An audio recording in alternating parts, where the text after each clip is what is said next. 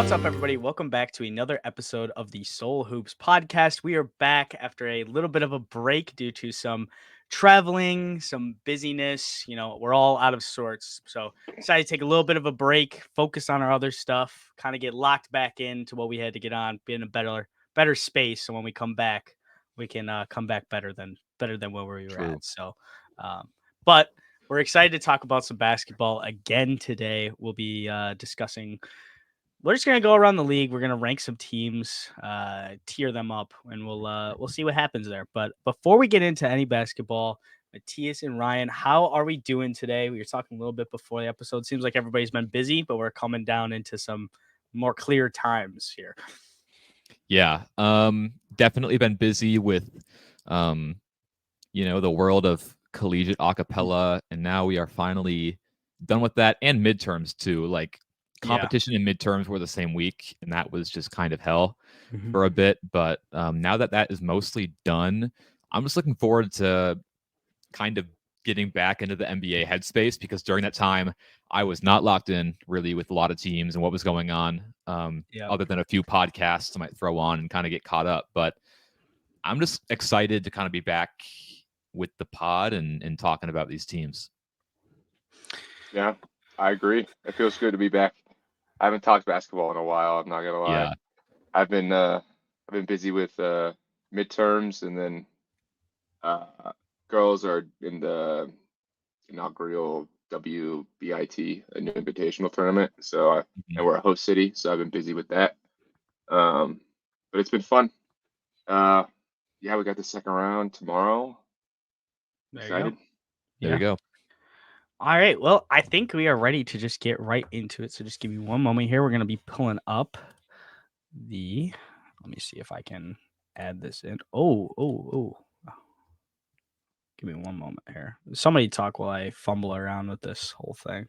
Give me one moment. Oh, I see it. Now you put pressure on me. I don't have anything to talk. There we go. We're good. I got it. It was not turn off that. Not too much dead air, I think. Yeah, no, we'll be good though. I've got it. I got it here. Here we go. All right. Here we go. Awesome. So as everyone can see on the screen here, we got a little bit of a tier list going here. So we've kind of broken it up into 6 tiers. Bottom tier being the garbage tier, teams that we aren't really worth talking about. There is one team in here that we did want to mention. The Houston Rockets are very close to moving into play-in contention. Here, they're still 2 games out with only 12 games left. So they would have to. The Warriors would have to go on a little bit of a losing streak, and they'd have to continue their winning streak. So not sure if that'll happen, but it could. So they are the ones that could move up. Shout out to Jalen Green, been going crazy the last few weeks with Sengun out. He's averaging like 30, I think. Yeah, highlight plays. They're 9-1 out of their last 10, 7-game winning streak. Like, the Rockets have been playing super well, especially after, like you said, Sengun goes out with that injury that looked really scary. Thankfully it's not as bad as it looked, but still, when you lose your best player, like, I don't think you really expect to go on a bit of a run. But Jalen Green for sure has been stepping up. Amen Thompson's been playing great lately.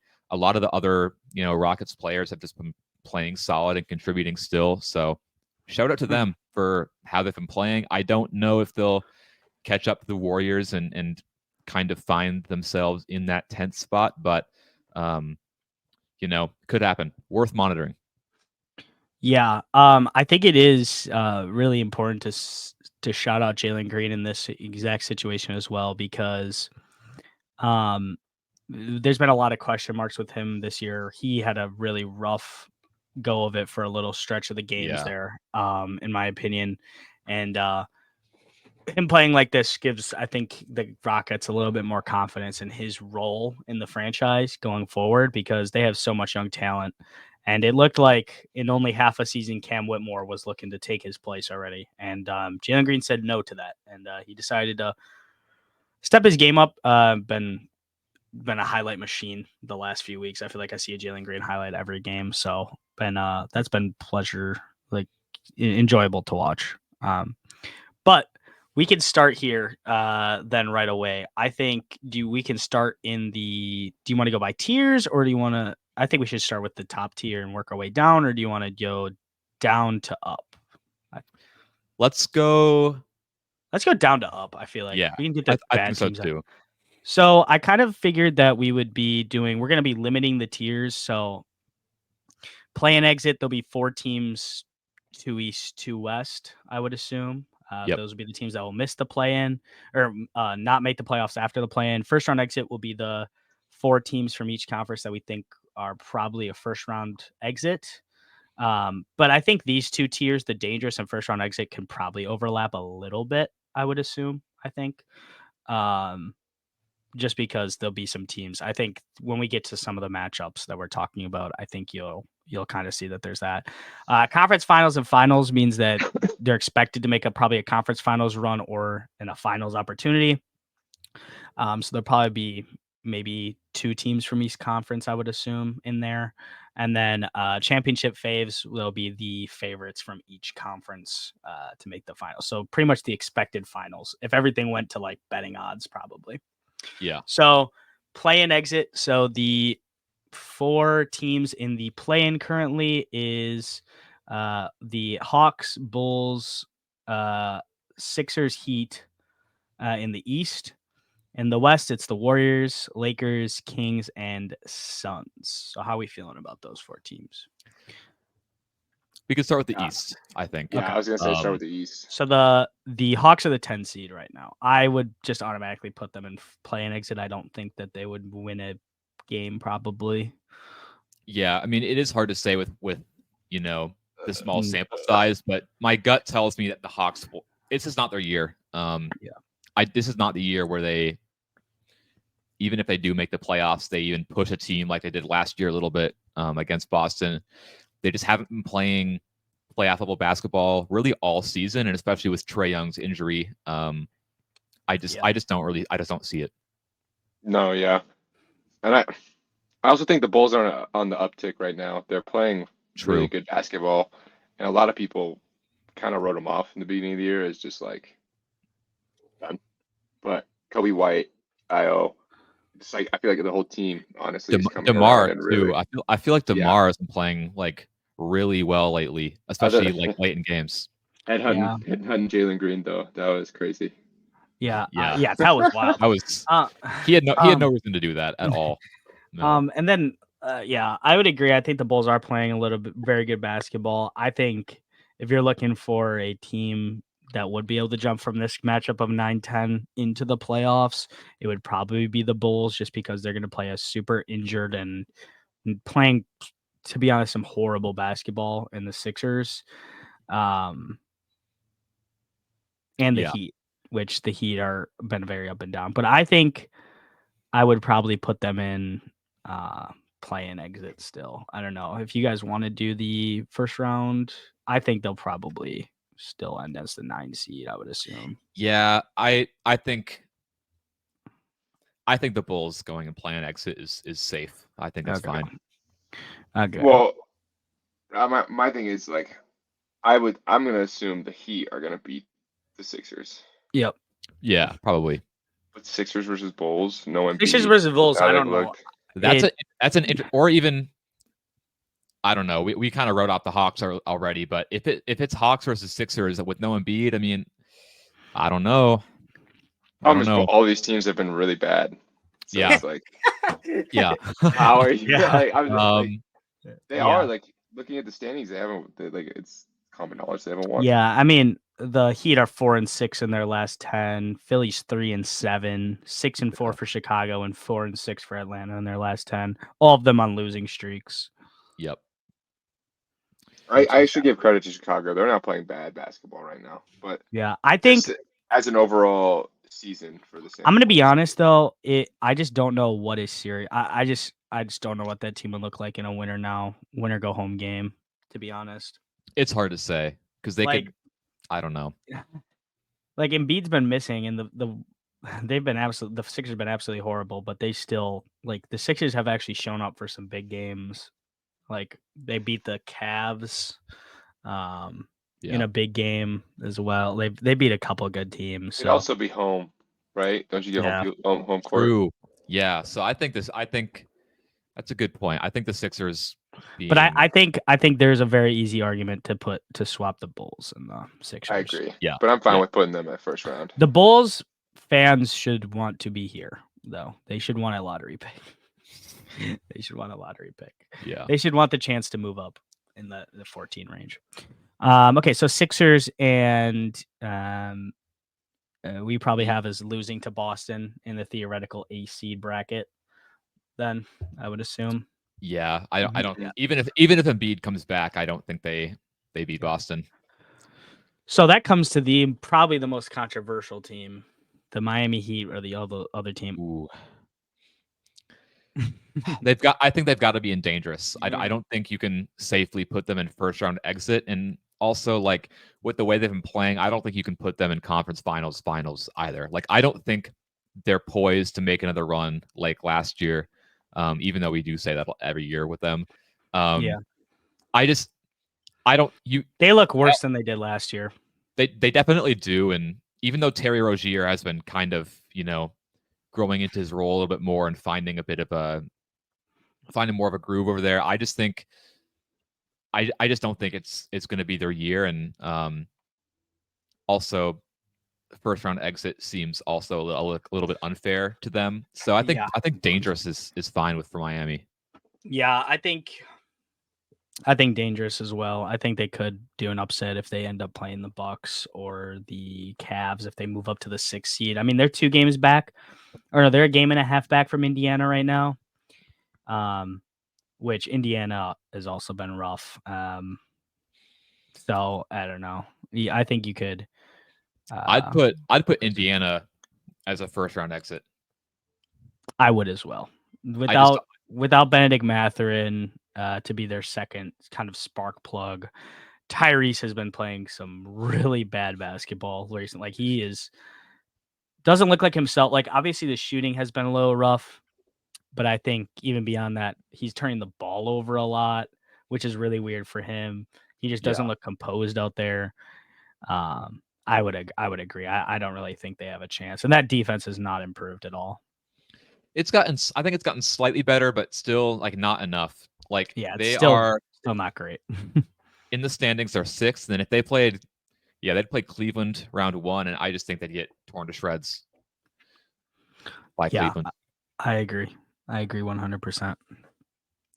Should we just want to go work our way up in the East then through the standings and then go to the West? At 5 is the Knicks. So Knicks. They're obviously a bit of a question mark just because of their health. Like, we all know that with OG and with Randall and Mitchell Robinson still, if he can come back, like, this team is capable of really giving Boston a run for their money. If you guys remember that January when the Knicks were fully healthy, and that was before they made a lot of those trades for Bogdanovich, Alec Burks, which they have not looked great. They haven't looked good, but I think that run was very real in January, and I don't want to forget about that just because they have been injured. So for me with the Knicks, I feel comfortable putting them in the conference finals/finals tier. Okay. And then a team like the Magic, I'd probably have lower than them. Even though the Magic are at 4 and the Knicks are at 5. Yeah, I would probably say Magic I would put in dangerous tier. I think they could definitely give any team a run for their money. I think when you have a defense like that, you absolutely can. You absolutely can. And I would say if the Knicks get healthy, if Randall end up coming back, which we've heard no timetable, which makes me worry that he's not gonna come back this year. Like, we haven't even gotten updates like at all. Like, heard nothing about it.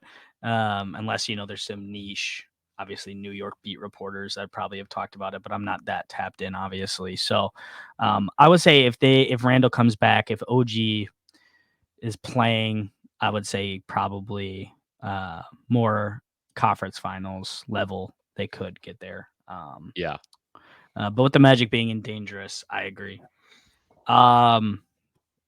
Cleveland. Cleveland Cavaliers. Where do you guys feel about Cleveland?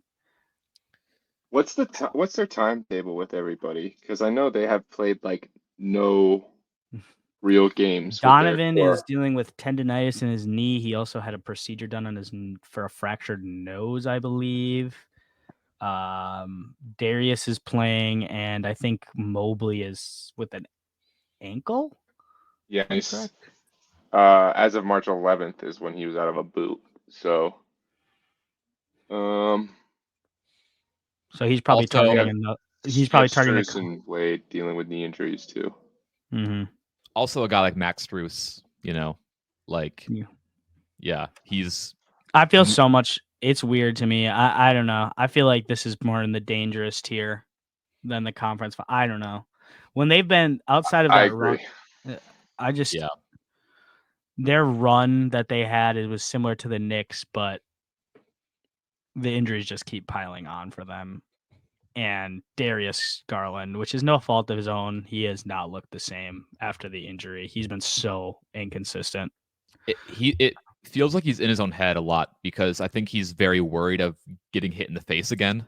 And you can see literally in his own head. Yeah, you can see that impacts his aggression a lot. Like, obviously, Minnesota's defense is tough for any guard to navigate, but like, if Kyle Anderson's waiting at the rim for you and you're hesitating that much, like, I don't know. Yeah, it just hasn't. It hasn't always looked good. Yeah, I was having a conversation. Yeah, I was having a conversation about the Cavs today about the fit that they have with their current roster, and I was saying that I don't think that I think that they all fit together. I just think that if they want to reach a championship ceiling, I think they need a couple pieces that fit better together. Yeah, I agree.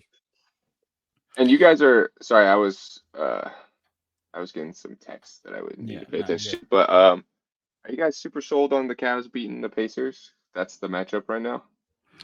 Yes. You think the Pacers? So? Yes, I do think so. What we were saying was them limping into the into the end of the season. Well, we were saying that the Pacers are dealing with similar injuries, and the best player, if let's say Donovan probably is going to only be out for another week or so. I think they're supposed to be at least. I would say that if they're playing, I would. With the level that they're both been playing at all season and with recency bias and with the two best players in that series, or the best player in each team, I'm probably going to take whatever Donovan Mitchell's going to give me compared to what Tyrese, because Tyrese has been playing really bad recently. And it's not even just Tyrese. It's like, they don't have Ben Math. They don't have Buddy Hield, who was a big part of their offense early in the season. Like, not having those two shooting guards, and then, Tyrese Halliburton not playing his best, I don't think they can beat Cleveland. That's fair. I think it would be a longer series. I think it'd be a longer series than you'd probably like, but and that's part of the reason why I think I would take the Cavs to win that. If I had to give an answer, I'm taking the Cavs in probably 6 or 7 games in that series. That's fair. But that's why we were saying that the Cavs could probably, if the Cavs were healthy and playing well together, they'd be up here probably. Oh yeah, I think I saw a stat where it was like they've only played like 22 games with all like their core. I think they played less than 500 minutes altogether. Maybe it's like 400. It's super crazy. Minimal. Yeah. So the 2 seed is the Bucks right now. I think we put them in the conference finals tier. There. With Doc taking over, they've looked so much more organized. They look like they understand what they're doing out there. They're simplifying the game, I guess. There's been a lot less just breakdown of play overall.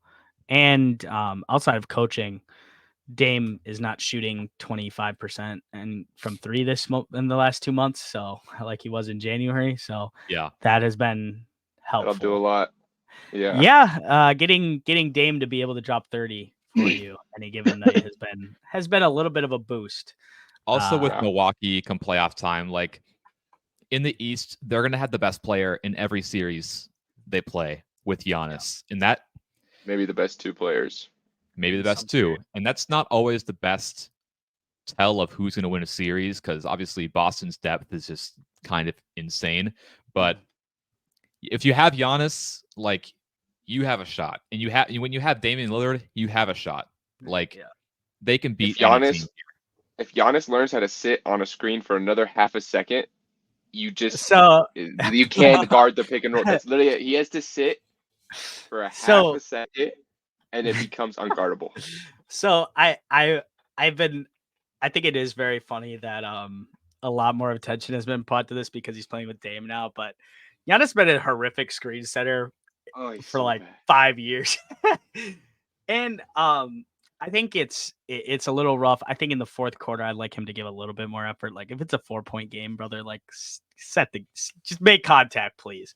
He just never makes contact on anything. And the one thing is, I cannot blame him too much. Setting screens like that a lot, it takes a toll on you. Like, people, it's hard to do. There's a reason that the really good screen setting guys like Rudy,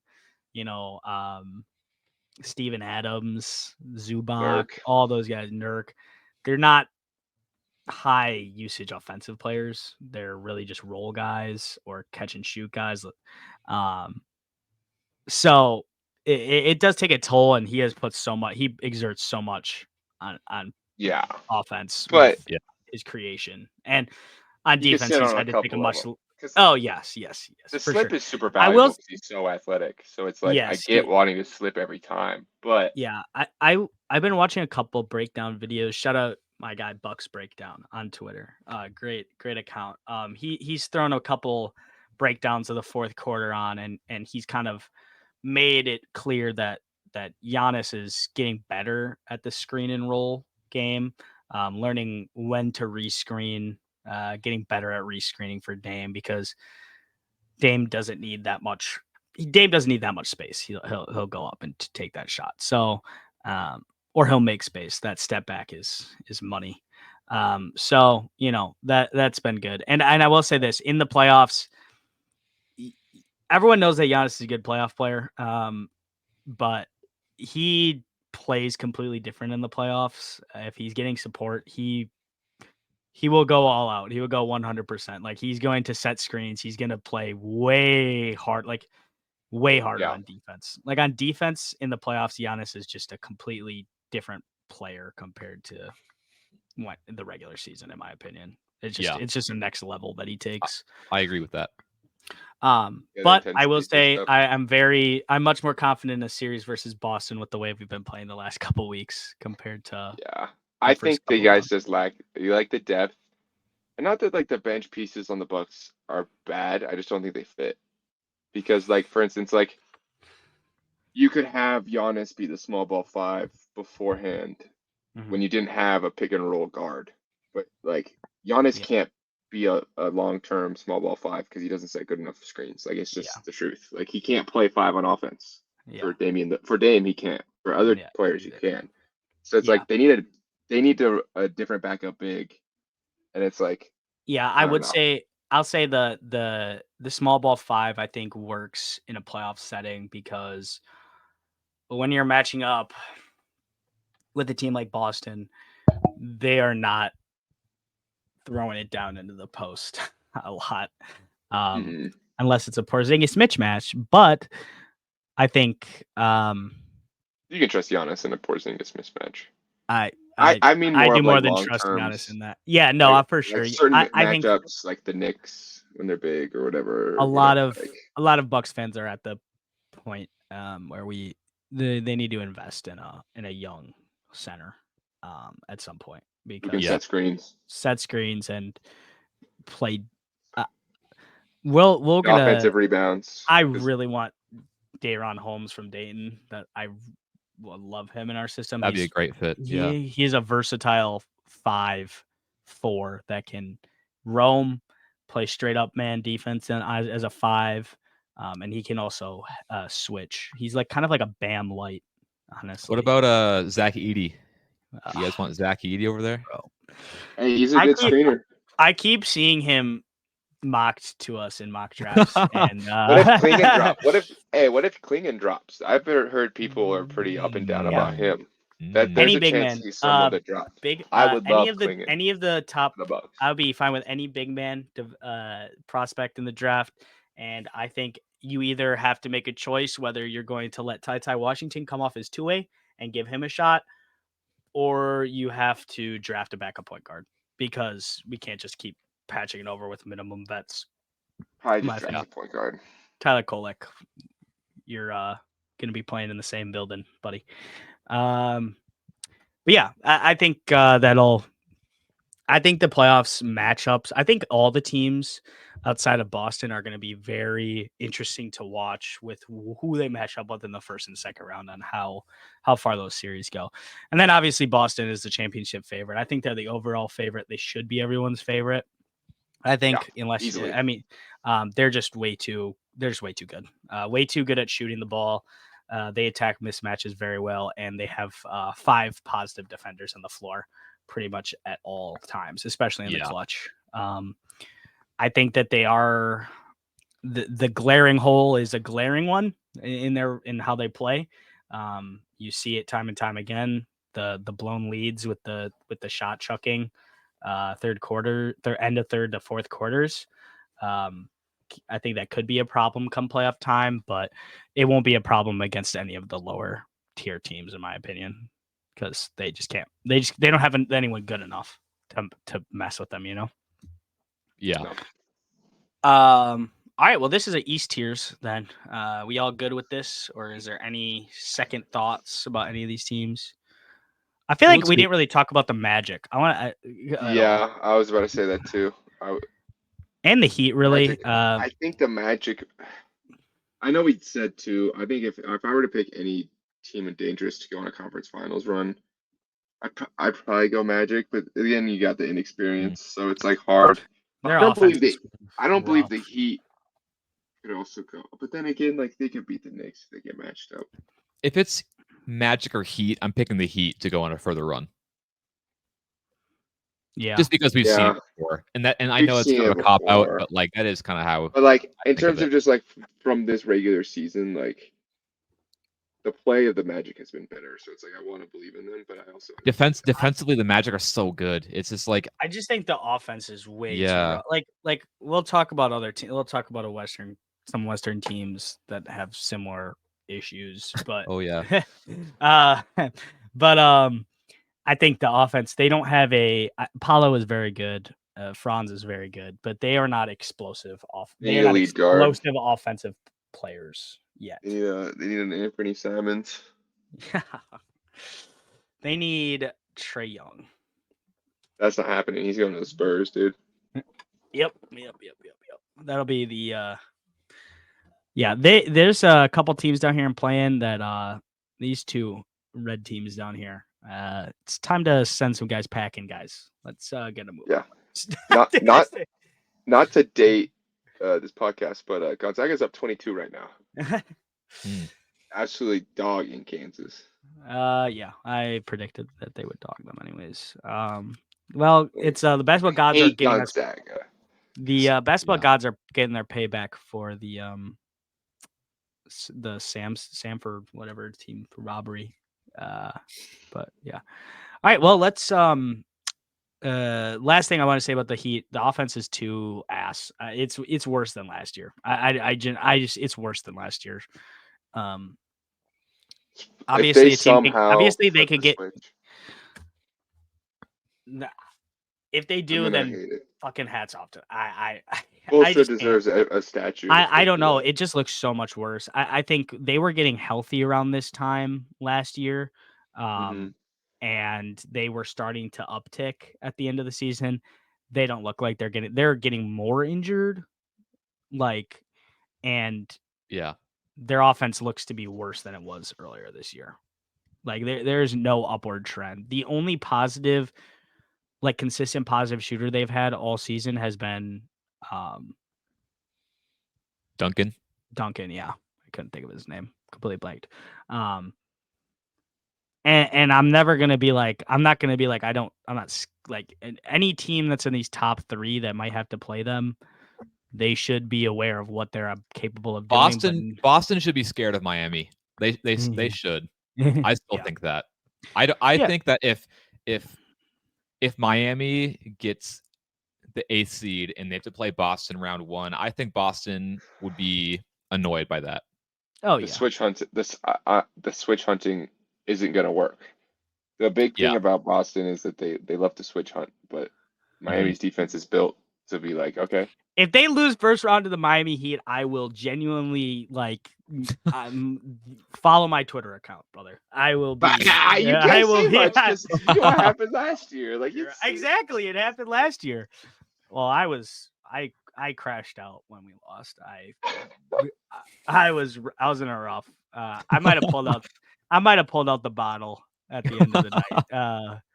And poured myself a couple drinks to take after that. yeah. But watching best guard defender, best overall defender in the world get torched for 38 a night. He was getting cooked. He was getting actually cooked. That was Down. They were literally down, and Jimmy Butler's like, "I'm cooking you. Just wait," or whatever. I don't even remember what he said, but he was like, "Just wait. We're gonna win this game." And I was like, "Oh, it's over. And then the he was series like is over." screaming in Drew's face, like, "I own you," and it's like, all right, brother, it's. I mean, Giannis is getting back massages in the tunnel because he's having back spasms because he fell on his spine, and hilarious series. Actually, Drew Holiday hilarious. shooting 5 of 32 from the field every game. God, yeah, that was a rough time. Well, they deserved it. If we would have won and went to the conference finals, we'd be in the same roster we had last year. So, actually, maybe not. I heard a couple reports that Horst called Portland every summer for 4 straight years. Yeah. And he was just like, "When you make the decision, give me a call back."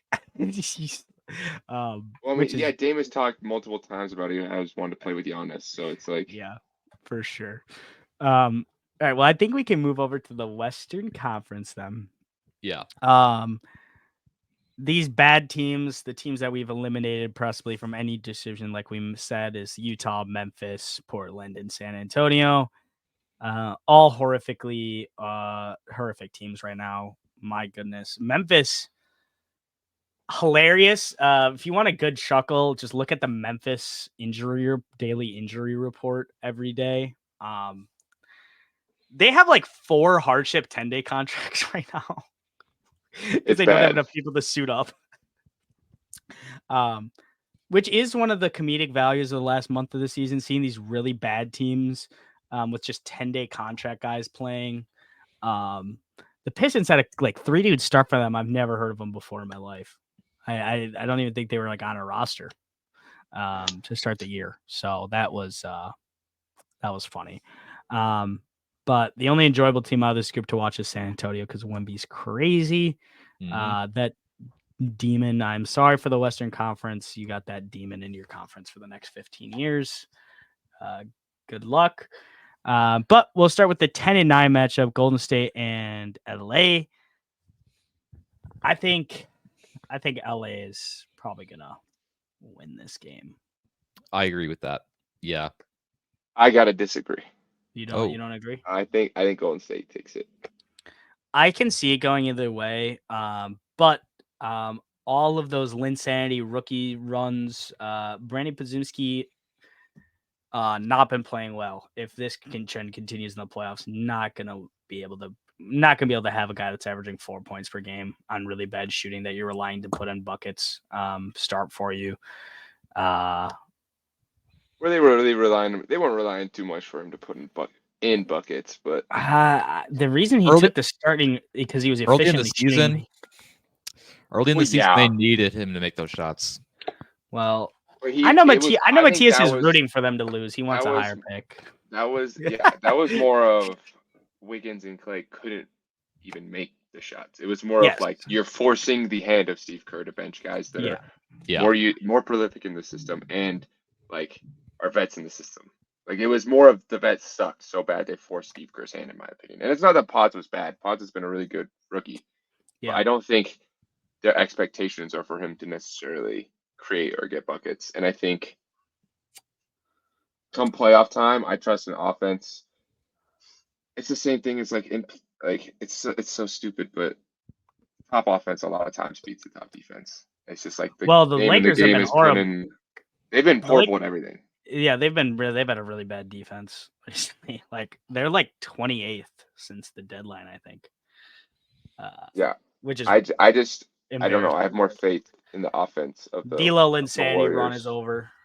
Yep. Yearly April D'Lo and Linsanity run over.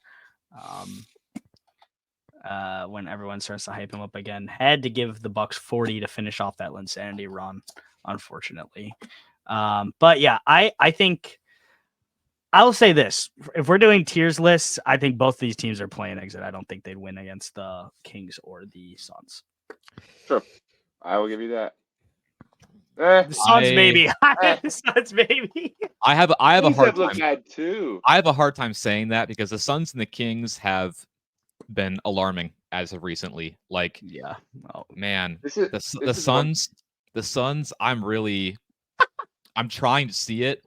I just don't think this is their year, and I'm not saying they're going to lose in the play-in for sure. They don't have any more years, brother. There's nothing. This is all in. This was the all-in season. They just have not. Bro. They have not been playing.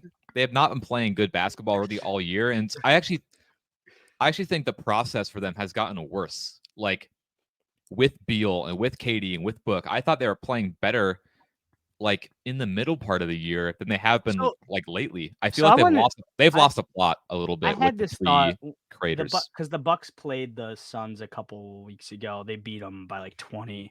No Giannis. It was last Monday, I think. Like 2 weeks ago Monday. And I thought it was interesting because I had this thought process. Has there been a game this season where like they've put up the stat line and it's been like KD, Book, and Beal have all had a really good game at the same time? I think it's usually like two like of them. There probably is a game in there where they all had a good game. Together, but like, has there been a game where they really exploded? Like I feel like combined for 90. Yeah, plus, like I feel like we've had even duos, even just Book and KD. I think they've had a couple of games, but like, there's been so many games where it's just like, wow, Jaylen Brown, Derek White, and Tatum combined for 85 points and 15 assists. Like some other guy, like MPJ went off and Jokic had a triple double and Jamal Murray had 25 and like the Thunder, like J-Dub went crazy in the fourth and Shea had 30 and Chet had 5 blocks, and like the Timberwolves, it's like, Rudy had 7 blocks, Cat has 30 and Ant has like 30, and it's just like, have we seen that from this team at all this year? I don't believe so, and not frequently enough. No, I mean their best win of the season was probably that game against Denver a few weeks ago, but Book didn't even play, right? That was just a crazy Kevin Durant game. And we haven't seen all three of those guys really just kind of go out there and have like one super quality win against a high seed together. I just don't know what to do with Phoenix, and it's so hard to predict because these play-in games can come down to just, a quarter sometimes, but I don't know. And they're the worst fourth quarter team of like all time. You know what? I'm putting the Suns in play-in exit. Let's just do it. That's how I'm feeling. You think they're gonna fall? Yeah. I think they're gonna fall. They're 7th seed right now. I guess the Kings. That's a part of it too. Kings. They're a half game ahead of the Kings, so they'd have to lose that. If let's say they hypothetically, if the standings stay how they are, they would have to lose 2 straight at home to either the Kings. They'd have to lose to the Kings and then one of LA, Golden State.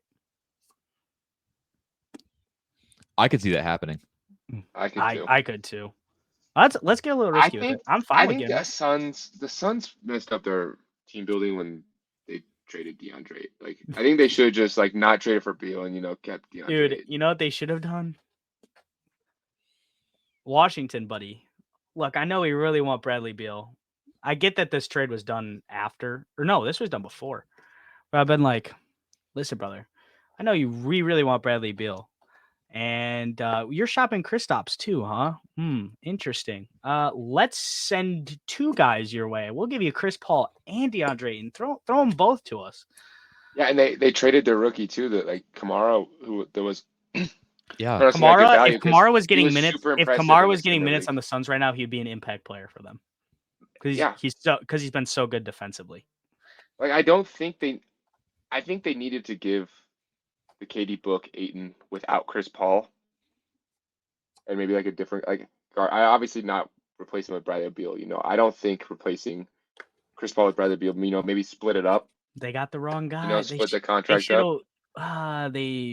I don't know. It's hard to say Or, obviously, again, because all send these both of trades them. happen. It's not like these were deadline day trades where everything happened No. at once. But I think I just don't see the appeal of Bradley Beal's if play they style want and to his nurk for archetype whatever, in that system. Like, why did they go out before the deadline? Like, there's no reason for them to. I could think, you imagine if they chased it too if early? they would have just stayed pat for a little bit and really waited for the market to really settle a little bit and not try to get ahead of everything? And they got Drew. Exactly. They got Drew and Nurk Ooh. instead. Yeah. It's a lot different. Or Brogdon and Nurk. Like, I mean, yeah. I know, They but would've it's hard extended- to. That's remember, obviously all was that- revisionist history because the Bucks were very secretive about who was going where in that deadline. Yeah, and I think they that didn't even was know that technically Grayson Allen was coming over. expanded to a 3-team trade. No, it wasn't, because Drew was technically had a jersey. I'm pretty sure, even though he never wore it. I'm pretty sure they printed a jersey. The Drew returning home memes on Twitter were absolutely hilarious the other day. Blazers legend. Him and Joe Ingles. Yeah, him and they were both. Yeah, I don't know. Obviously, it's all revisionist history, so obviously there's not much. But honestly, if you guys want to get a little risky, I'm fine with putting the Sun. I genuinely think that there's a good chance that they lose 2 games, 2 in a row. I think there's 2. I'm fine with putting him in the exit. Let's do it. Because let's if I look were at to their. pick Let's look. I'm going to look at their out, remaining schedule here. But it'd be both Upcoming California games. teams. Yeah. Okay, so they play 2 Spurs games the next 2 days or next 3 days, which is funny because they lost to the Spurs twice this year, I think already. So they should win those. Then the rest of their games: Denver, OKC, Pelicans, Cleveland, Minnesota, Pelicans, Clippers. That's not a good schedule. I could see them going like, how many games? That 1, 2, 3, 4, 5, 6, 7, 8. There's 8 or 9 games left for them. Yeah, that's rough. Oh no, wait. There's 12. There should be 12 games. 12 games left for them. I miscounted. So 12 games left for them. That's their 9-game stretch, I believe. So, yeah, I mean that's tough. That is tough. You could definitely see them dropping a little bit. Yeah. So, yeah, and LA and Golden State both have a chance to win. So, I'm fine with that. So, who do you think? Do you think LA or the Warriors? I think me and Ryan were with LA winning that game. Yeah.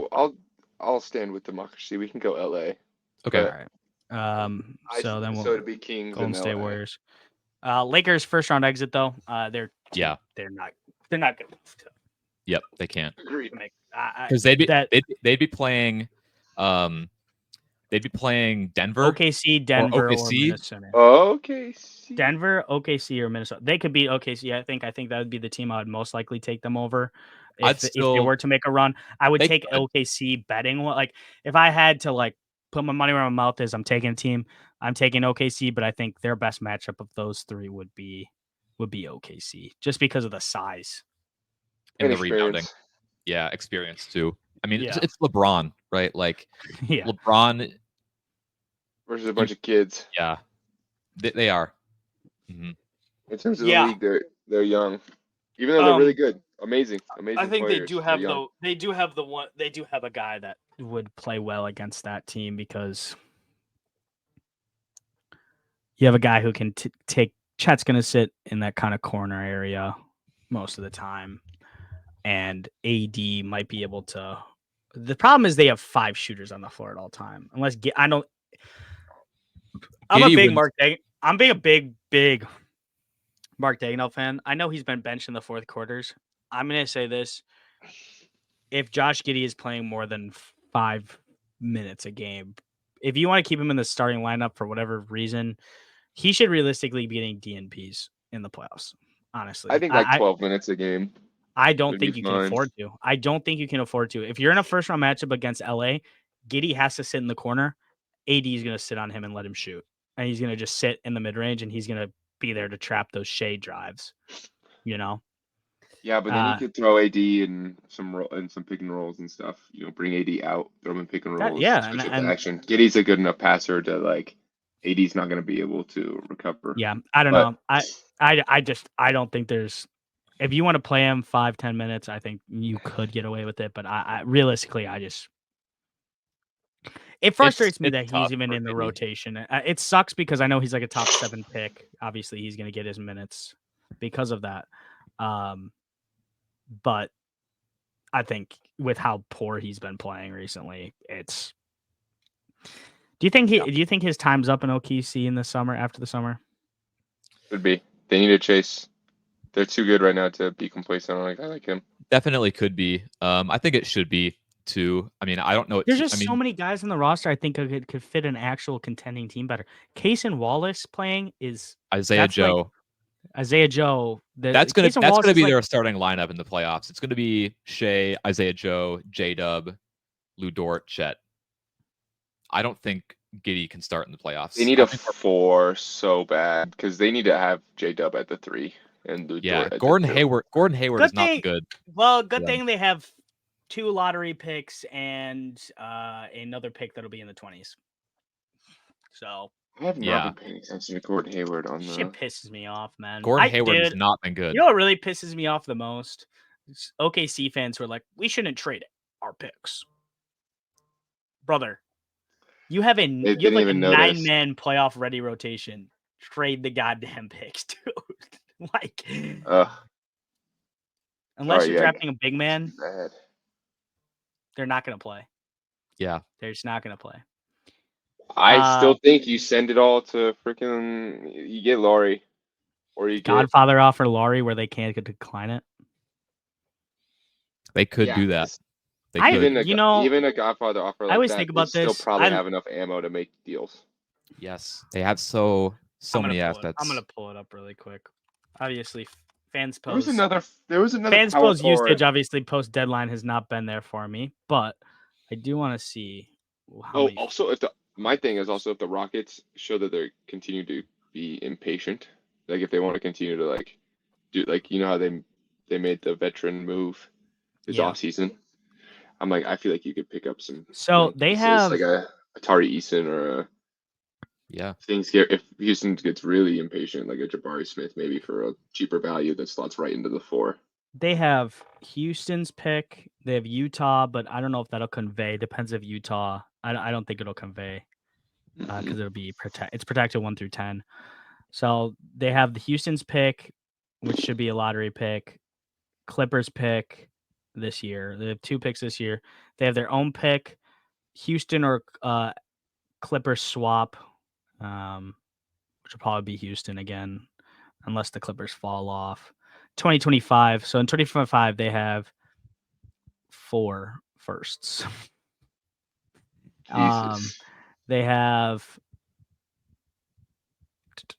2 seconds that year. 2026, they don't have any extra picks, just a couple extra seconds.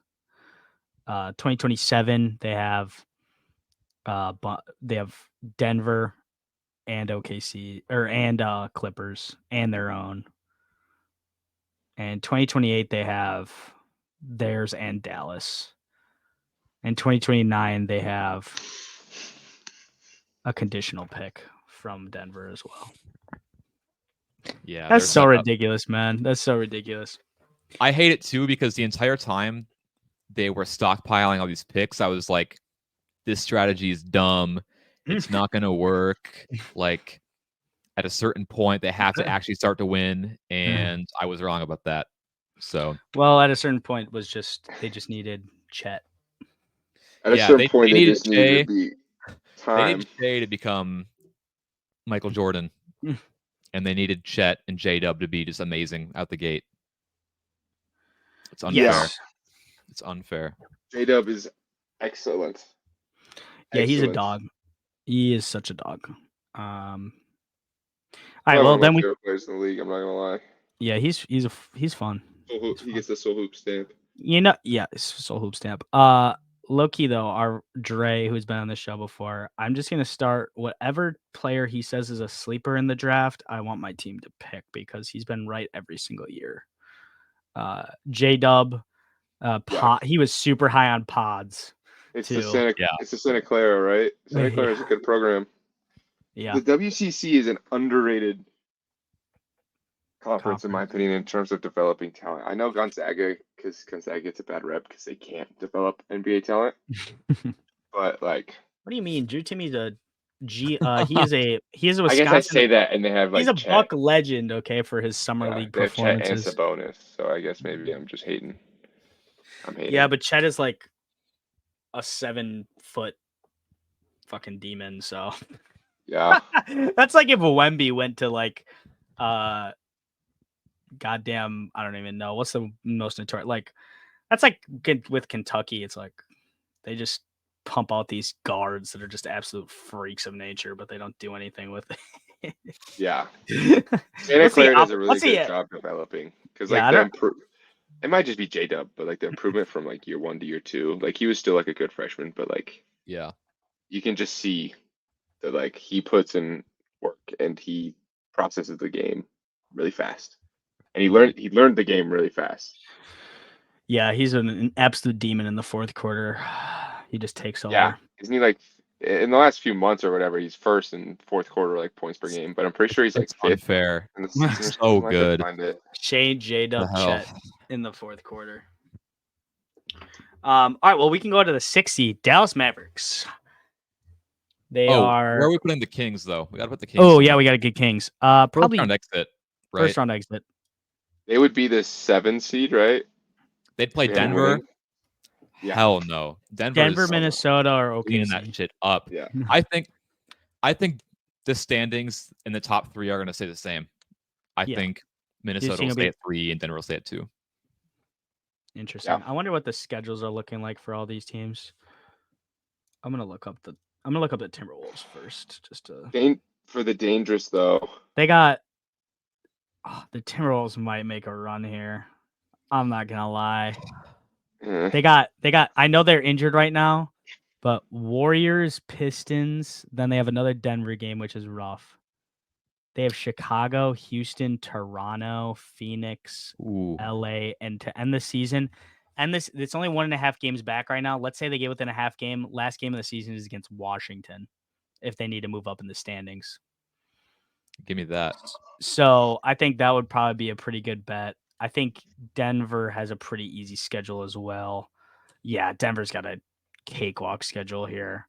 Portland. So maybe OKC. Portland. Today they play Portland, Memphis, Phoenix, Minnesota, Cleveland, Spurs, Clippers, Atlanta, Utah. Yeah, that's not bad at all.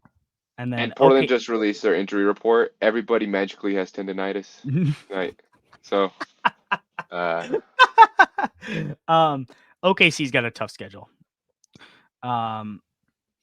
Milwaukee, Pelicans, Houston, Phoenix, Knicks, Philly, Boston, Indiana, Charlotte to finish the season.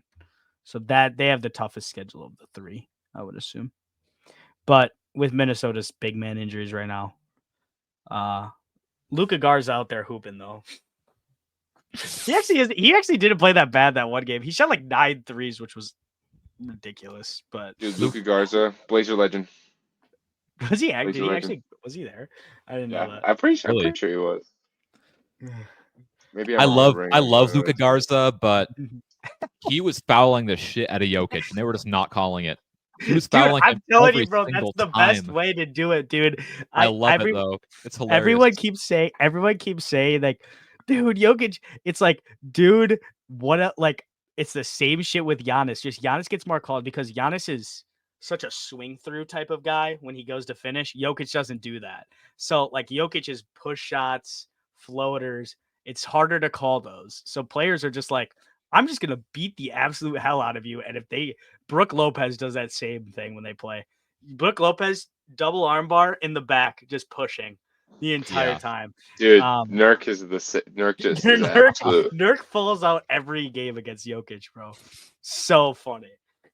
But he'll have a good game though, because he'll be like going up for a rebound and just push him.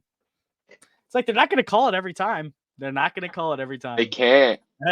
Surprisingly, they can't. They're not gonna call 6 offensive rebounding fouls in a row to start the game. Even if it's the right call, fans would be like, just fucking let it go. Yeah. You're in the bonus 3 minutes into the game. It's not happening. But with the Kings, they've been so up and down. Their offense has been like league average. Their defense is also like, I think, league average or below. I don't know. Sabonis has been really good.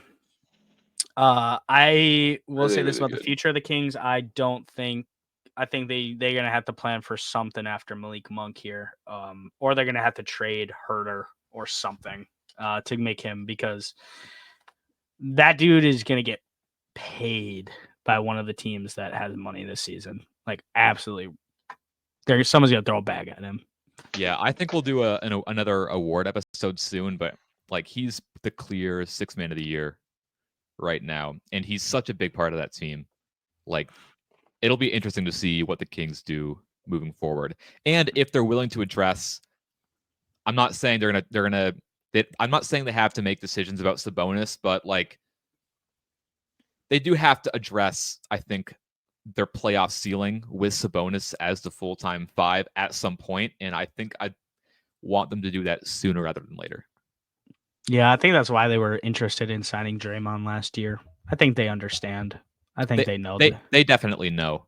They definitely the defensive limitations of that roster.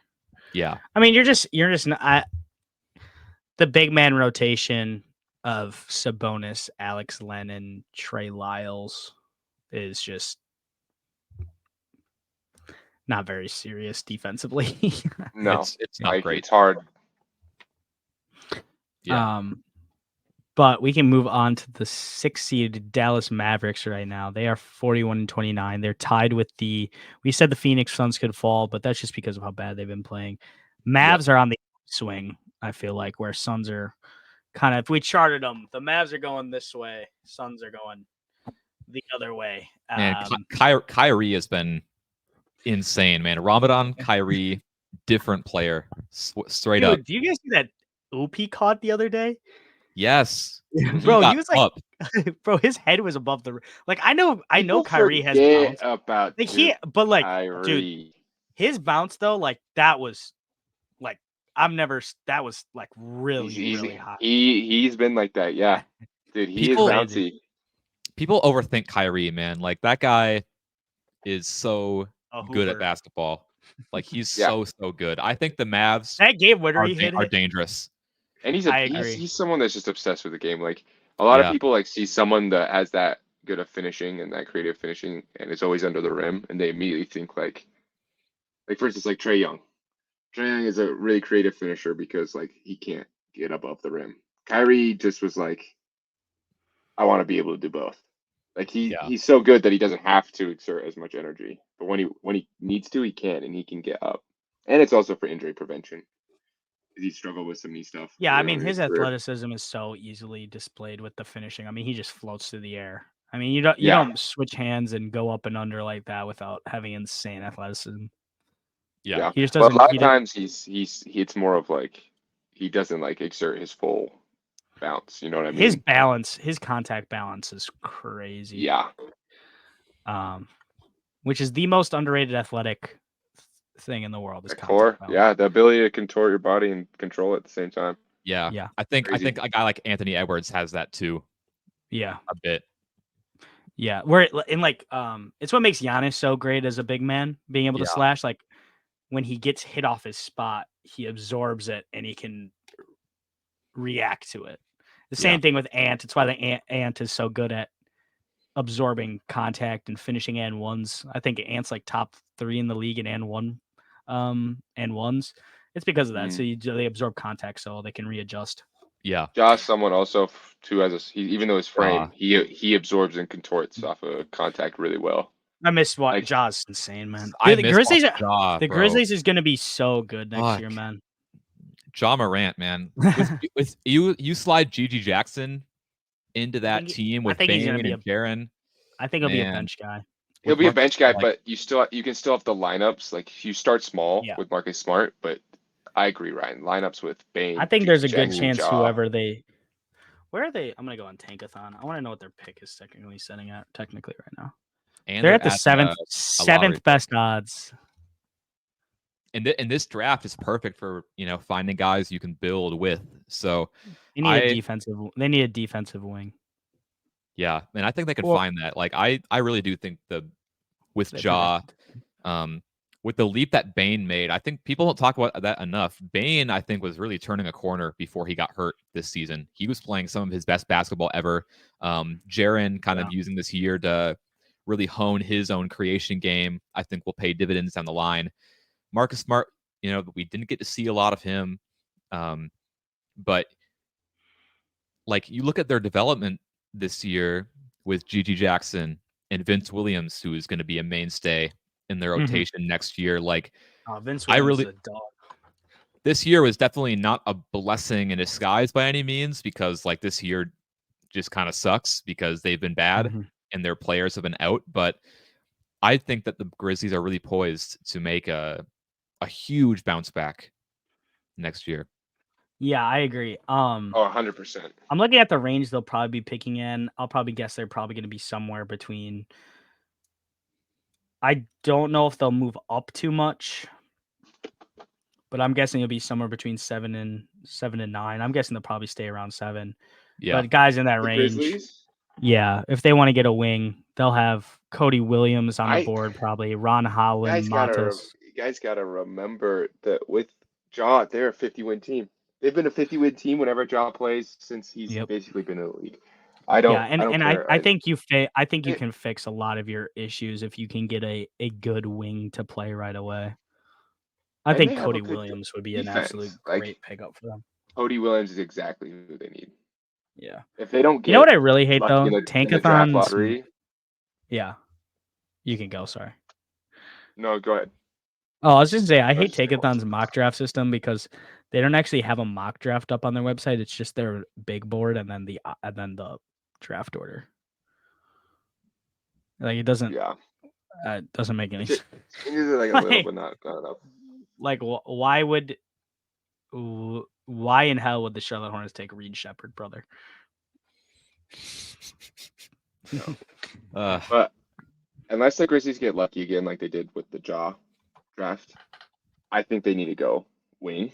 But I still think, even if that wing ends up being like a multiple year guy, like a project guy again, like I'm not too worried about him.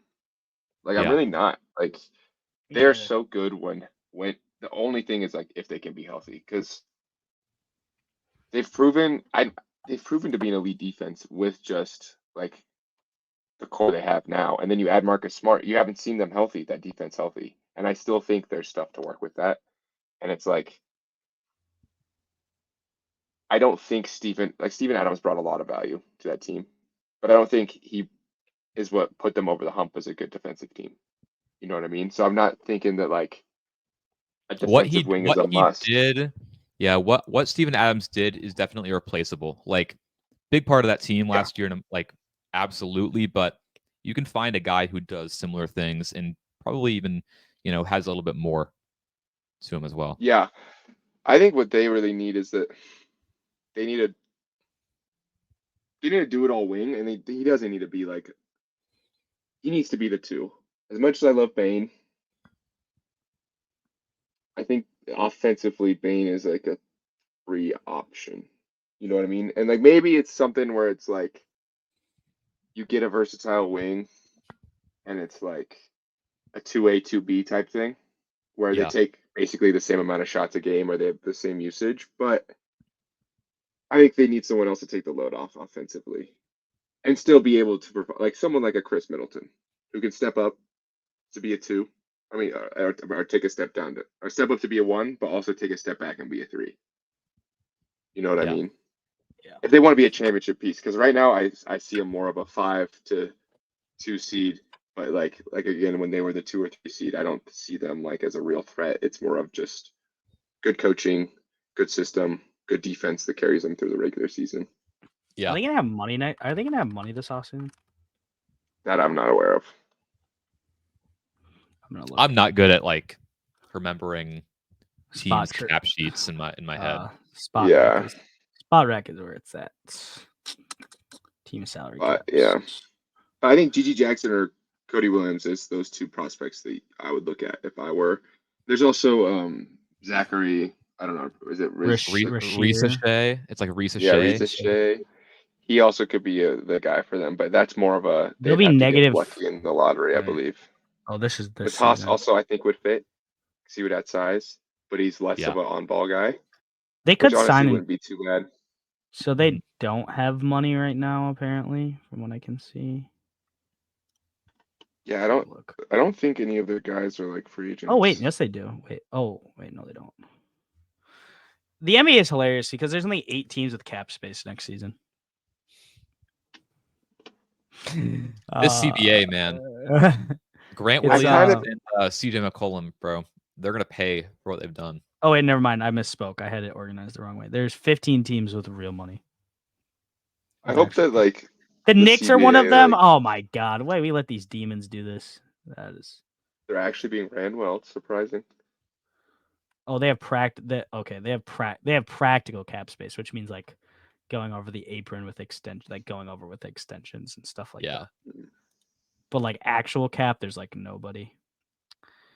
Yeah, I do think the Grizzlies will look for that wing. Or a big man. They need to get a big man as well. So yeah, I think you either get like a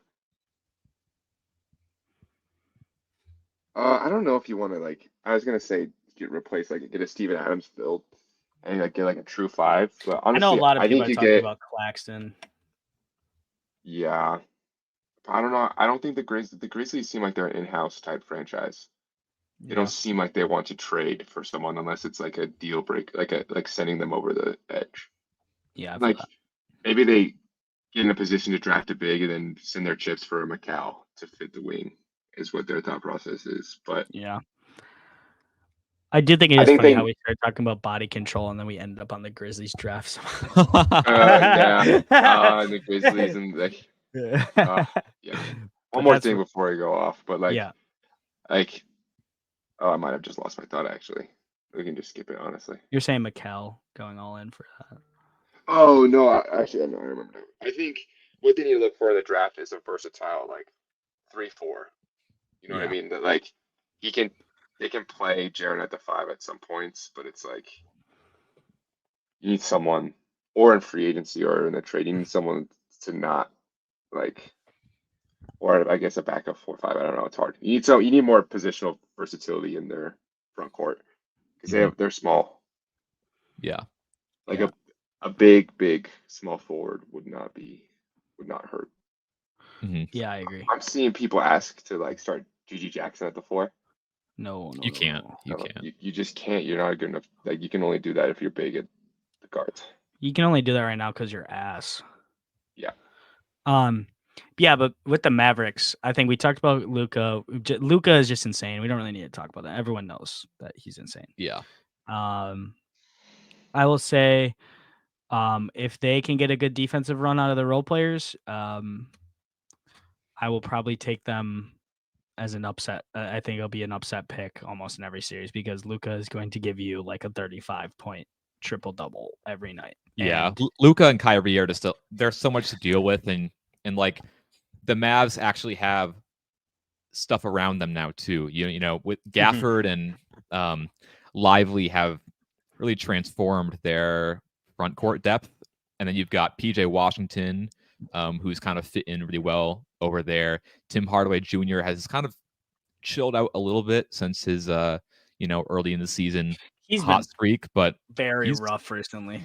He has been, but like he's still a guy that can contribute for them, and they've got defensive wings, and I just think they're way more of a complete team than they were last year, obviously, Mhm. and you can't completely rule them out because again, Luka is insane and Kyrie is insane. I agree. Yeah, I mean, right now looking at the standings, they would play the Timberwolves, and With no Cat, like that's not a good matchup yeah, for Minnesota. with no Cat, I would. Honestly, that's a It's I think 6-7 game series going either way. yeah, I would probably go like 60-40, 60, like, you know what I mean? 65-35 Timberwolves, but it's a toss up because the defense from Minnesota's side just provides such a cushion for them. But it's Luka and Kyrie. Like yeah, at see, a there comes certain a point. that's what it Their comes down defense to. doesn't matter. There is going to be there'll be a playoff series where it goes where it's just like it does not matter who you throw at a guy like Luka. He's just gonna go crazy on you. Like only problem is, oh, sorry, go ahead. no, I was just gonna say it. Just that's why I said when it comes down to the role player support. You know, Tim Hardaway Jr. in a series, you're gonna need some support. Those bigs, if those PJ bigs Washington, PJ Washington, they need to help out. Yep, facts. I agree. The coaches need it. I think it's going to come down to the coaches, and I think Kid's going to give. Yeah. I think they lose the first round. they're just gonna. I know they won't be. Who's their matchup right now? Circles. Oh yeah, with Like- Timberwolves. We just said that. Like Finch is gonna out, like he's gonna. If they he's get, gonna like, just- dog- yeah. If They they can't get coach, dog bro. walked, like it's Jason Kidd, you're out of the street. You're getting your job taken by Mike Budenholzer again. Mike Budenholzer, welcome to the Dallas Mavericks. We are going to be running strict drop and nothing else the entire way, but we'll see. That wouldn't Actually- be bad for them because they got Lively and Yeah, Gafford. And I all don't that, know like- though. Mike Budenholzer does like his defensive-minded guard, and I don't know if they. I don't know if they have that. No, that's not gonna I don't work. know if they have a They- single defensive-minded But- guard on the entire roster. They do not. If the Mavs win, it'll be in spite of the coaching. Yeah, Unless I'm proven otherwise, I would be shocked. If I think if Jason you're Kidd taking, actually provides. Yeah. I actually feel but- better about them going against a Denver or a OKC than I do a Minnesota, maybe. Just So do because I. of how good Minnesota's defense is. Mhm. Dude, that point of attack rotation is disgusting. It's so unfair. It's so If you- unfair. If you think you've shaken off Jaden McDaniels, you've got Anthony Edwards waiting. And if you think you've shaken off him, you've got Nikhil Alexander-Walker waiting. And if you think you've shaken off him, Rudy Gobert is no easy No. switch on the perimeter. Like Yeah. it's just a swarming defense. Mike Conley isn't a Yeah. bad defender either. I could talk about that team all day, as you guys know. We'll give it. They're a We'll give you. great team. We'll get to him. All right. We'll get to Yeah, dangerous tier. Their ceiling, if everything is clicking, is here though. I'm gonna just say that right now. I If agree they're- with that. But I would say probably I would take them as a betting man, probably a second round at best. 5 seed, probably the most fun team right now. The New Yeah. Orleans Pelicans. Dangerous. They've been really good lately. Really good. Brandon Ingram had a knee injury. I don't think we've heard anything about that yet. So he's been walking around without a boot just fine around. I mean, that doesn't mean a ton, but like Yeah. it's not, he avoided a Major really injury. catastrophic major injury, looked which bad. is it did look really bad, and I'm sure it was extremely painful, but he avoided structural damage, and that is important. And But yeah. like from what I've seen, I follow a few Pelican sources, and I think the expectation is that Brandon Ingram will 1,000% be ready to go before the playoffs, before that kind of mid-April stretch. Zion is turning back the time. He's dude. turning back the time, he's like 23. Maybe not even. He's turning back the clock. Vintage Zion. Vintage Zion. He has been an absolute freak out there. Yeah, Trey Murphy, absolute demon. he's been amazing. Herb Herb Jones. Jones. He's been one of the best defenders in the entire NBA Top this season. 5 depoy voting. Easily. You better be there.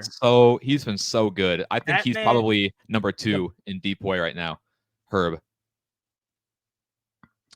I think it's Gobert and then it's probably Herb, honestly. Wemby's gonna be second in voting. Dude, probably. I'm seeing. I get the Wemby. This is like the problem. I think at some point, the defensive play. I could go on a rant about the defensive player of the year voting philosophy.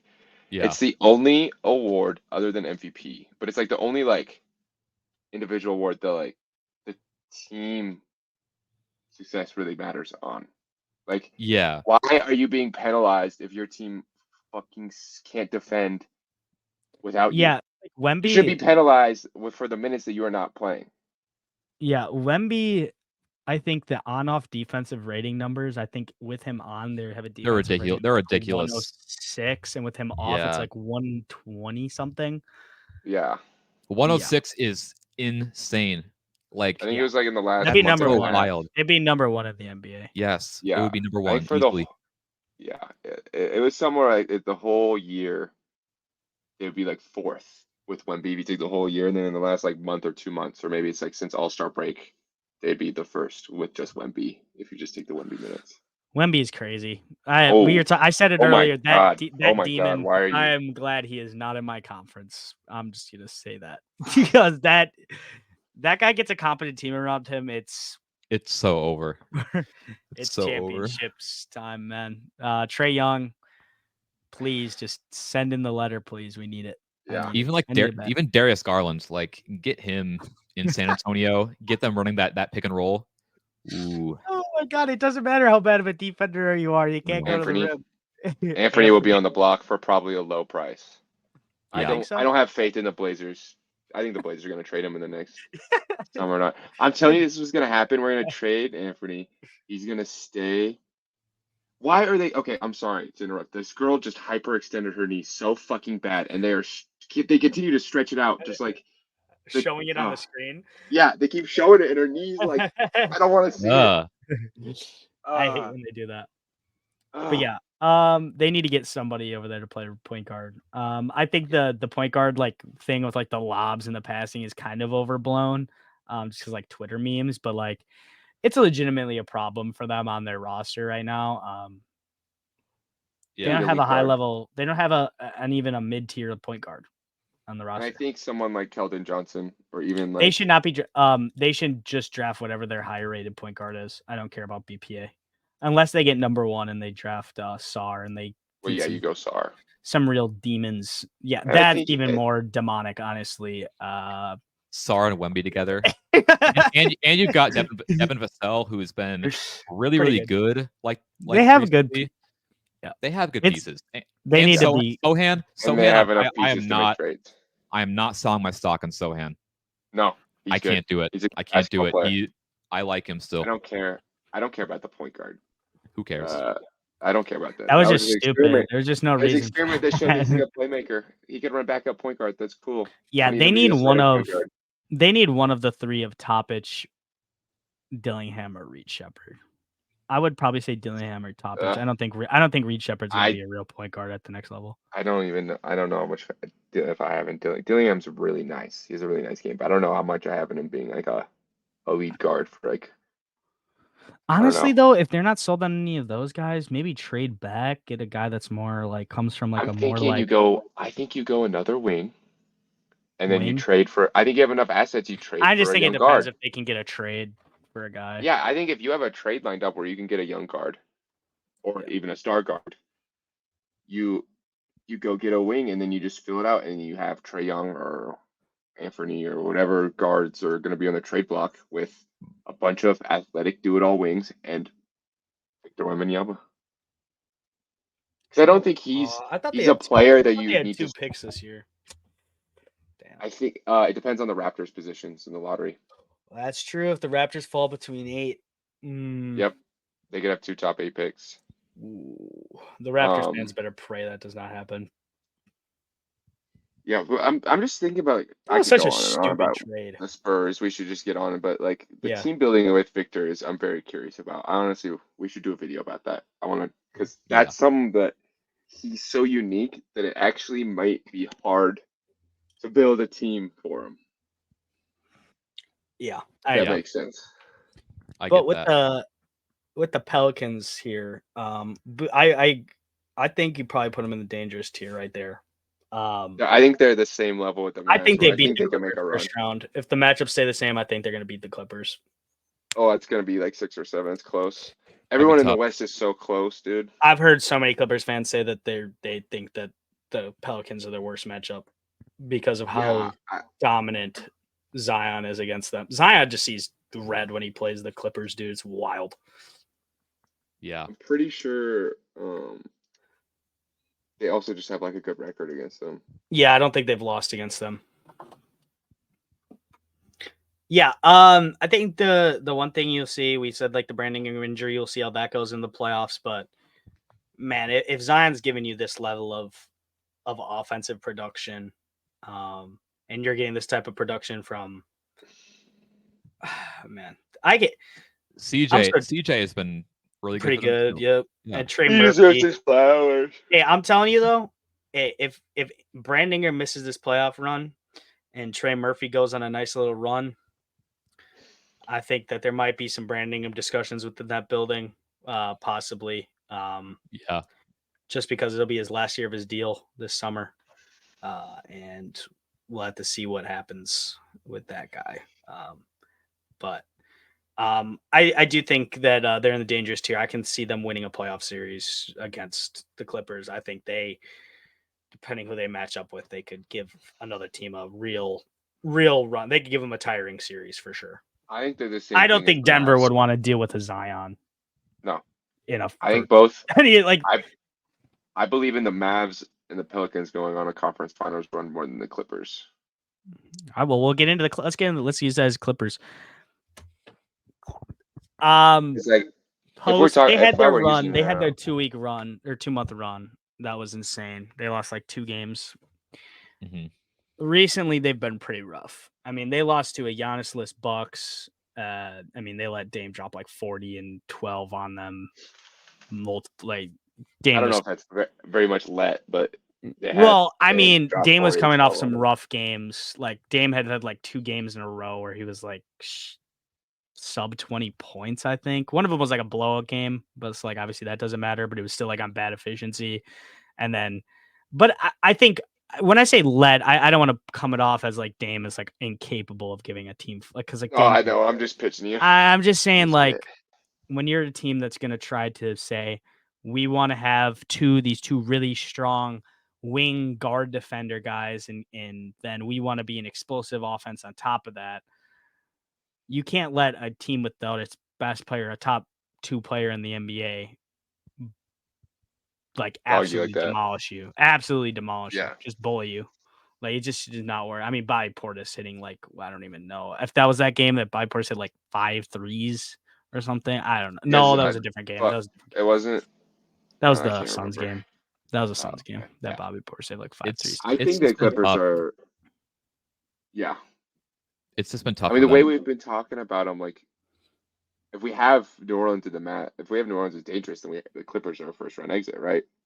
I think they could go in dangerous because I think this is a toss up type thing. That I can agree with.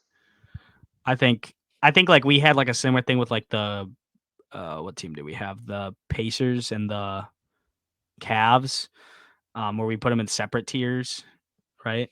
Is that what we did? Yeah. But like I think when you're comparing these two teams, the talent level is just so much more comparable to the top teams, you know. They were like tied for the first in the West at the end of January. They're 5 games on a really back. Good run. They're 5 games back now. The issue is just like they're such a. I agree, Ron. They're so tough to read. Like because those 2 months they were like dominant. Like Kawhi was playing the best he's ever played. Really, James Harden had really figured out something out. Paul George had less of his kind of weird, 2 for 14 games. Westbrook is coming back, and I actually don't think that really helps them that much because people haven't really been talking about it a lot. But I'm not saying they should, but Westbrook has just not been good. Like ever since that beginning part of the season. Like he's kind of reverted back to like a lot of his bad habits. Well, And it's I don't know. I think it's he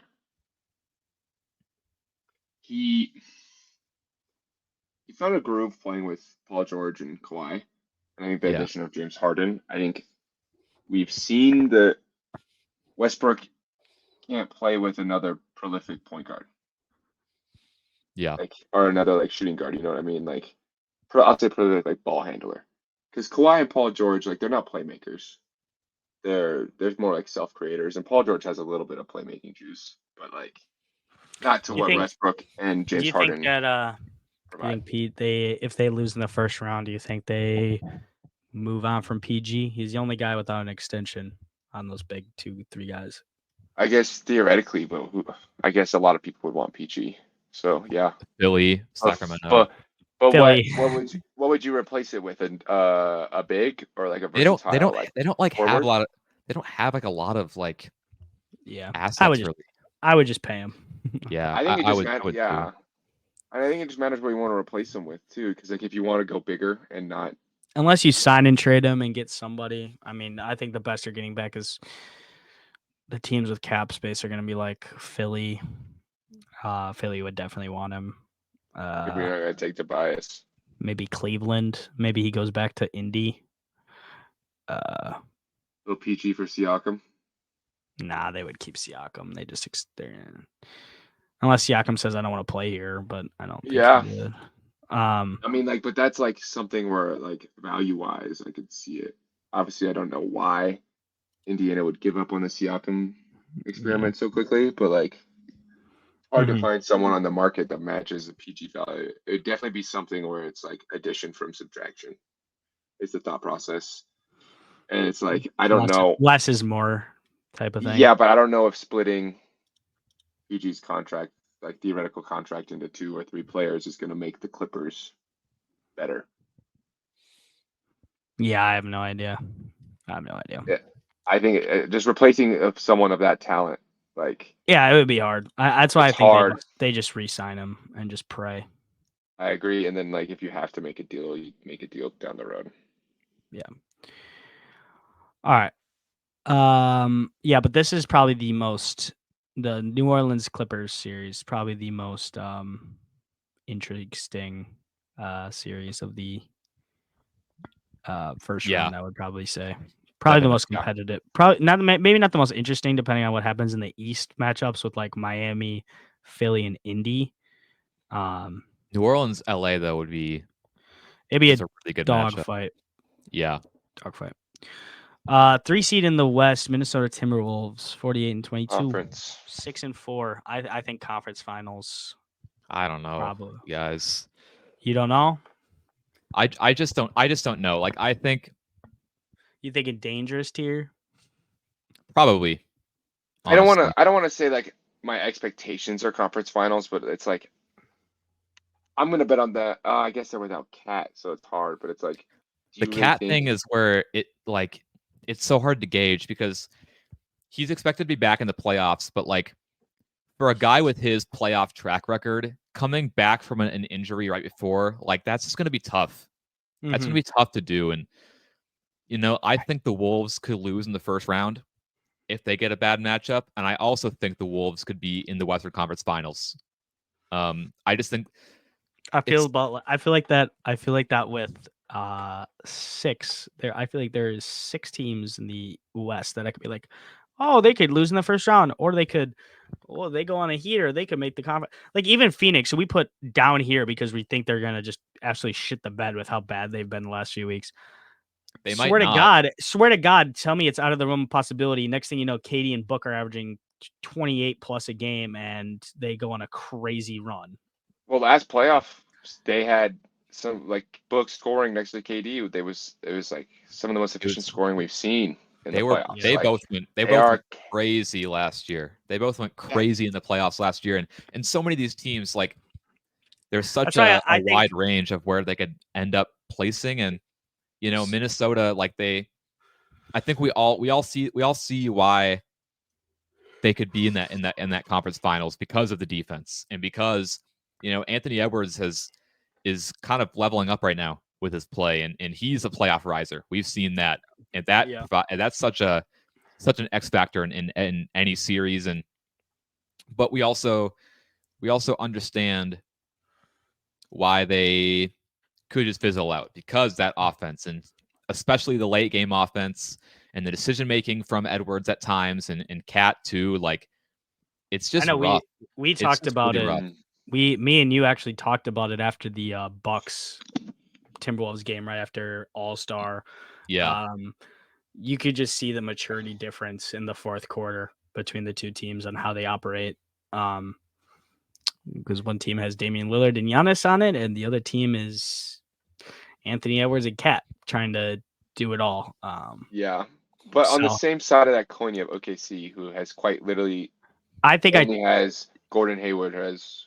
I I don't guess think Shea, it's but- necessarily about, because when I use the term experience or maturity, especially maturity, I think that's the biggest thing with the Wolves right now, Yeah, is the I guess it's not maturity, experience, how it's they maturity. play sometimes, compared to which we can. I mean, I'm down to talk about the Thunder with this as well. I think they're probably conference finals. I mean, they have to be. Yeah. I think so too. But I think their overall roster and how they operate is significantly more consistent than when you watch Minnesota, especially in the fourth quarter and clutch time. That I can agree with. And honestly, it's just, I think it comes down to also there's a lot of guy. I don't know what it is. Honestly, I don't really know what it is with Minnesota's like thing. I don't know. I will say this. We saw it Mike Conley's firsthand. the GOAT in the clutch. when The you're playing the Denver Thunder. game was crazy from him and the clutch. He hit like three just pull up contested threes in the last like 30 seconds. Only Mike he's super valuable. He is so. How are you? We haven't talked about this much, obviously, since we skipped a couple weeks. But how are you feeling about the Monte Morris thing? Have you felt like it's been? Yeah, have you felt like it's been a better? I feel like it's probably been better than what they had. But I definitely do think that Monte has made an impact with the team. He hasn't come in and revolutionized the bench. But Monte, he's just such a smart player, and a guy who just isn't going to turn the ball over needlessly all the time. And he's a guy that opposing defenses aren't just going to leave open. Yeah. And I just think the Timberwolves needed just one more guy like that, who can play smart, can form a defense. Yeah, can play smart, can make the defense second guess about leaving them open. He's found a bit of like a pick and roll chemistry with Rudy and Naz a little bit. Like, I think he's really fit right in. And shout out Naz Reid. Yeah, shout out Naz. He's been so good. He's a dog. He's an absolute dog. But I do think that Monte has been really good, and also like a guy like Jordan McLaughlin has stepped up. Also, he's been shooting the lights out from three lately, and I think I think the Timberwolves need a lot of those guys to just to play smart, to take care of the ball, because on the flip side, you have guys on the team like Jaden McDaniels, who has not been having a good offensive season, really, by any means. Like, didn't he miss like 25 straight shots or something like that? Yeah, there was a stretch where there was like a 4-game stretch where he was like over 20, and he's had a lot of scoreless games. He's had a lot, like, teams just leave him open now, and they didn't last year. Like, last year he was shooting 40% from three. This year he's shooting like 33. Talking about Jaden McDaniels, right? I'm sorry. Yeah. He had a good game against Nuggets. The last 2 games he's been pretty good, but like, he's just it hasn't been a very good offensive season really at all for him. And then Kyle Anderson is another guy who has been having a down offensive season from last year. I love watching him play offense. It's actually like probably not funny for you when you're watching the games, but like him getting a catch and shoot shot is hilarious. It takes him like 4 seconds to shoot the ball. That's I don't know how he doesn't get blocked more. Because teams don't even guard him, because he's gonna miss, because it doesn't go in. Yeah. Why even contest? I just think that Timberwolves have a lot of guys who can swing up in a series and a lot of guys that can swing down, and That's I don't fair. know. It's just Versus the Thunder have shown nothing but consistency with their role players. Yeah. Their role players have been consistent the Yeah. whole year. They haven't had many ups and downs. And Yeah. they have a huge hole in their starting lineup, probably the biggest hole in terms of like contenders. But it's like I think I want to say about I this think they'll be tier list, though. I want to say this. I think if we put the Knicks with their injury issues up here, I think we can put the Wolves up there with their issues that they have. I think. Do you think Denver's not making it, or you think OKC? Well, we have I two. guess that's We fair. have No two East shit. teams. We have two East teams and two West teams. I forgot about the top. I think these are top the. bracket. If I had to make a betting, if I had to bet, if I was like, if someone was like, give me the two teams that you think have the best odds of playing Denver in the conference finals, I would probably say Thunder or Minnesota. Yeah, because like if we're gonna replace Minnesota, are we gonna do it with? Yeah, that's what I'm saying. I mean, if we're gonna stick with our guns here and do three Yeah. teams in the dangerous, and then I think it's fair. Yeah. because but it's just like I don't know. I think whoever's in the conference finals versus the West is whoever's gonna avoid Denver in the second round. It's just what it's gonna be. You know, I honestly think if Denver stays at the 2 seed, that's probably a plus for Minnesota. Because they're probably not going to. I mean, I don't know how you feel about that matchup. I don't know. I don't think I would want to play the Denver in any circumstance. I definitely do not want to play Denver, but I mean, you look out of every team. I think the Wolves do have the best shot at least containing Jokic enough to make a series interesting, and you've got the defensive pieces to put on Jamal Murray and MPJ. Like the Wolves have answers, or maybe not answers, but they have options. They have some good options against Denver, which most of these other teams just do not have. And I think if the Minnesota bench continues to play like this, I think you can exploit the bench minutes for Denver. Yeah, I mean, the concerns about Denver's bench are and those bench players having to play is real. I don't think it's unfair to say that. I think the bench players are big. Like Chris Brown's been very good defensively, not taking the offensive jump you wanted from him. Peyton Watson, still a very raw offensive player, but a really good defensive player. So. Yeah, I just think the matchup that I am most afraid of is the Pelicans. I want no business with the Pelicans. Well, what? You don't want to have to switch 1 through 5 with Zion attacking Rudy Gobert every possession. They beat us every single time. They really do. They're one of those teams. There's one of those teams on offense, very similar to the how the Celtics operate, where when they get you in rotation, a defense is tough to guard because they have a lot of shooters, and Zion makes the right reads a lot of the time out of those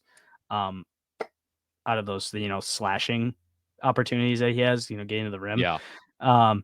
So it's tough. I mean, you're rolling out roster. They're putting up plays like CJ, BI, Trey Murphy. Herb Jones has been shooting like 50% from corner, I think, on catch and shoot. They have versatility everywhere. Yeah. The only problem is that the ball can get stuck a little bit. Yeah. I think what it really comes down to with these West teams outside of Denver on how far they make it is going to be matchups, like just who they play. Man, I think all about matchups. Yeah, I think Denver should feel confident in beating every single team in the West. But there's still certain teams that I wouldn't like. Again, Minnesota, I'd be like, that makes sense. Like I wouldn't be like, yeah. Obviously, I mean, if it's in like 4 or 5, that's different. But I don't expect Denver. I don't think the games played of a lot of these series are going to reflect how tough this series actually were. That's true. Honestly. But yeah. Yeah.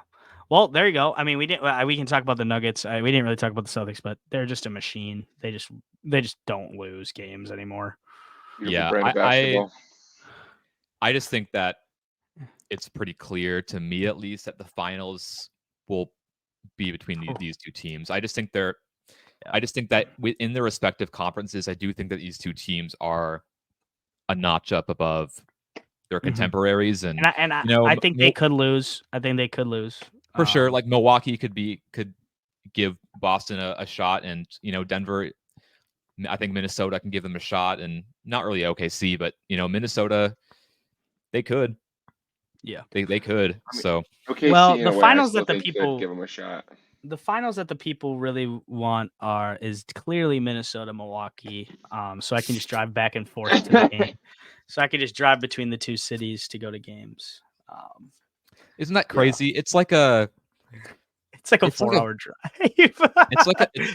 It's like a 4-hour drive, and they're in different conferences. Like what? I can't wait till Seattle's back in conferences. Seattle and Vegas are going to realign. I would guess Memphis and Minnesota come to the East. I would assume. There's also OKC that could go east. I think they're west enough. I think they're too close to the Texas teams for them to change. True, and Minnesota's not close to any of the other Western Conference teams, dude. Instant so far away. Seattle OKC rivalry. I know that they're so far away, but there will be instant. That's why instant hate for that franchise as soon as the Sonics come back. Yes. Yeah.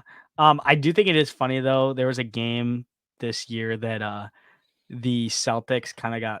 It was a Celtics Bucks, or it was a Wolves Bucks back to back for the Celtics, and it was an away. Both were away, and Celtics fans were like, "Well, we had to fly to from Minnesota to Milwaukee last night," and I'm like, "Brother, that is a 45-minute plane ride."